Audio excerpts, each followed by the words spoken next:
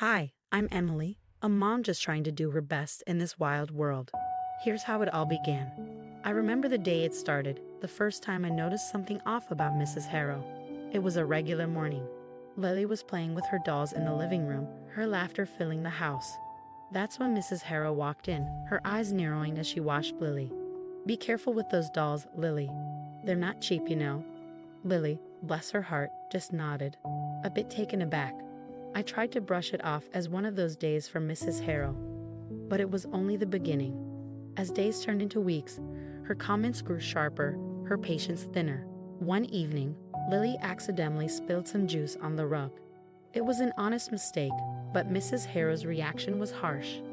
"What have you done, you clumsy child? Do you have any idea how hard it is to clean these stains?" Lily's eyes brimmed with tears as she stammered an apology. I intervened, trying to defuse the situation. "Mom, it's just a rug. We can clean it." Lily didn't mean to. But Mrs. Harrow just stormed off, muttering under her breath. That night, as I tucked Lily into bed, her small voice broke the silence. "Mommy, does Grandma hate me?" It broke my heart. "Of course not, sweetie. She's just having a tough time." But even I wasn't convinced. Something was wrong, deeply wrong. I wanted to talk to David, my husband, about his mother's behavior, but he was always so swamped with work. I didn't want to add to his stress. Then came the incident that pushed everything over the edge.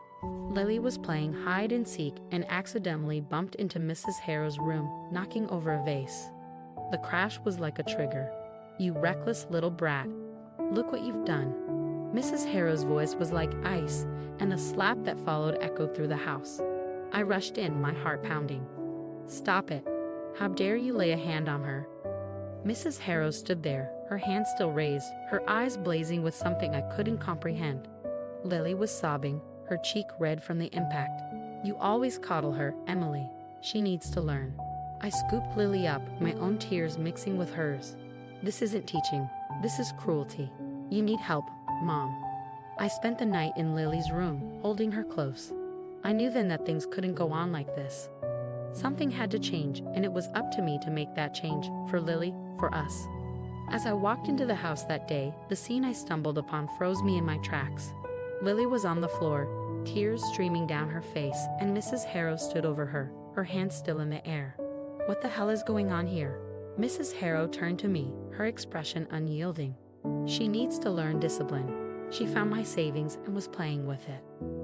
"Lily is just a child. You can't just hit her." I scooped Lily up, holding her close as she sobbed into my shoulder, her little body shaking. "I didn't mean it, Mommy. I just found it and..." "It's okay, baby. It's not your fault." But Mrs. Harrow wasn't done. "You're too soft on her, Emily. She'll grow up spoiled. Being disciplined doesn't mean getting hit. I won't let you near her if this is how you're going to behave." I could feel the anger boiling inside me. This wasn't just a simple outburst. This was something much more dangerous. Later that evening, David came home. I could hear the exhaustion in his footsteps as he entered the house. I knew I had to tell him what happened, but part of me dreaded his reaction. "David, we need to talk. It's about your mother." He looked at me, concern etching his face. "What happened?" I explained everything, watching as his expression shifted from confusion to shock, and then to a troubled frown. "I can't believe this, my mom hitting Lily." "David, I saw it with my own eyes. Lily is scared, and I am too. We need to do something." He ran a hand through his hair, the weight of the situation pressing down on him. I need to talk to her. This isn't like her." "David, talking might not be enough. We need to keep Lily safe." He nodded slowly, the internal struggle evident on his face. "I know. Let me handle this. I'll talk to her." That night, as I put Lily to bed, her small voice broke the silence once again. "Mommy, does Grandma not love me anymore?" "Sweetie, Grandma is just going through a tough time. But I'm here, and I'll always protect you," I whispered to Lily, holding her close. This was a turning point, a moment that demanded action. Mrs. Harrow had crossed a line, and I couldn't let it slide, not when it came to Lily's safety. The house felt different that night, as if the walls themselves were echoing the tension and fear. I lay awake, thinking about what needed to be done, for Lily, for our family. The next steps wouldn't be easy, but they were necessary, and I was ready to do whatever it took. At work the next day, I found myself opening up to a colleague, Jenna. The words spilled out before I could even think. She hit Lily. I can't believe it. Jenna's eyes widened in shock. Emily, that's serious. You need to protect Lily. I know I never thought she'd go this far. As I talked, it became clear what I needed to do. I started to document everything, every incident, every harsh word from Mrs. Harrow. It was painful to relive but necessary. That evening, I sat down with David, his face etched with worry. I've been thinking, maybe it's best if Lily stays away from your mom for a while. He sighed, rubbing his temples. I know you're right, it's just hard to accept. I understand, but Lily's safety comes first. David nodded, a look of determination settling on his face. I'll talk to Mom again, make it clear.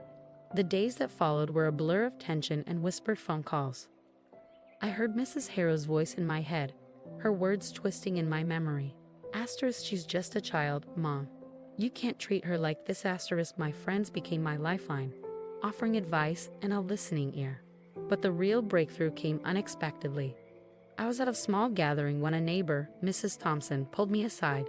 Emily, I've seen how Mrs. Harrow is with Lily. It's not right. Her words were like a confirmation of my worst fears. You've seen it too? She nodded. I've seen her yank Lily's arm, scold her for no reason. It's been bothering me. The validation from Mrs. Thompson fueled my resolve. Lily needed a safe space, free from Mrs. Harrow's unpredictable moods. One afternoon, as Lily played quietly in her room, I overheard her talking to her dolls. We have to be quiet or the witch will get angry. It was a gut punch. Lily was internalizing the fear, turning it into a child's game. It was a wake-up call. Hey, sweetie, you know Grandma's not really a witch, right? She looked up at me, her eyes serious. But she's mean like a witch. I hugged her tight, fighting back tears. You won't have to see her for a while, okay? We'll keep you safe.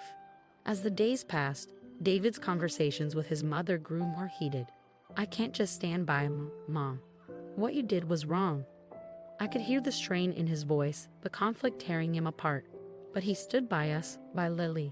The decision to keep Lily away from Mrs. Harrow was hard but necessary.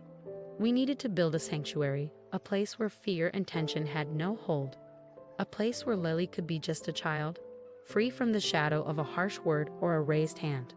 As I put Lily to bed that night, her small voice filled the room. Mommy, will the witch come back? No, sweetie. No more witches here. Just us, okay. She nodded, snuggling into her blankets. Just us. I watched her drift off to sleep, a peaceful expression on her face. It was a small victory, but a significant one. We were building our safe haven, one day at a time. The day we decided to seek professional help from Mrs. Harrow was filled with a mix of anxiety and hope. David and I sat in the waiting room of the psychiatric facility, the silence between us heavy with unspoken thoughts. Do you think we're doing the right thing? David looked at me, his eyes wary. It's the only thing we can do now for Mom, for Lily, for us. When a psychiatrist called us in, I felt a knot in my stomach. Mrs. Harrow sat there, looking smaller, more vulnerable than I'd ever seen her. Mrs. Harrow, we've been discussing your recent behaviors, and we believe you need specialized care and support. Mrs. Harrow just stared at her hands, silent. It was the first time I'd seen her at a loss for words. Is there anything you'd like to say?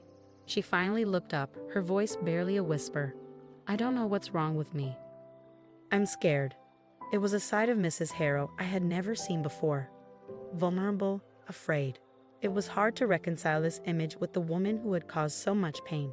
Over the next few weeks, we visited the facility regularly. The doctors diagnosed Mrs. Harrow with a mental health condition that had been affecting her behavior. It was a relief to have an explanation, but it didn't erase the past. One evening, as Lily and I sat on the porch, she looked up at me with curious eyes. Is Grandma going to be okay? I pulled her into a hug, the warmth of her small body a stark contrast to the cool evening air. She's getting the help she needs, sweetie, and we're here for her, okay? Lily nodded, snuggling closer. I just want us all to be happy, she said softly. Her words echoed my own wishes. A simple, happy life. That's all we ever wanted. David's visits to his mother became more about understanding and less about confrontation. He'd come back with updates, a mix of concern and hope in his voice. They say she's responding to treatment. It's going to take time, but there's hope. I could see the relief in his eyes, the burden of guilt and worry slowly lifting. Maybe now we could start to heal as a family. The days turned into weeks, and slowly the atmosphere in our home lightened. Lily's laughter returned, filling the spaces that had once been shadowed by fear. One day, as we were having dinner, David looked at us, a smile tugging at his lips. "You know, I think we're going to be okay. We've been through a lot, but we're still here, still together." "We're more than okay," I replied.